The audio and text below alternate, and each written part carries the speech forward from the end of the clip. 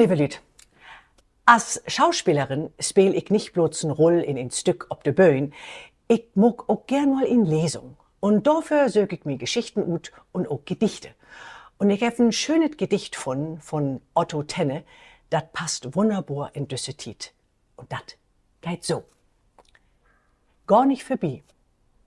Und jed in Hus, dat het sin Dör ol frün. Gar nicht vorbei. Klopp an, kiek rin. Die Norberslüt, dey töft allang ob die. Und hebt's et gut, denn frei die mit und wees kein fremden Gast. Und hebt's et zwör, denn snack nicht viel, het Dregenjüm erlasst. Bedenk, du is so männig Seel allein ob düsse Welt. Doch jed in Hus, der het sin Dör. Wann letzt du die sehen? Frohe Weihnachten!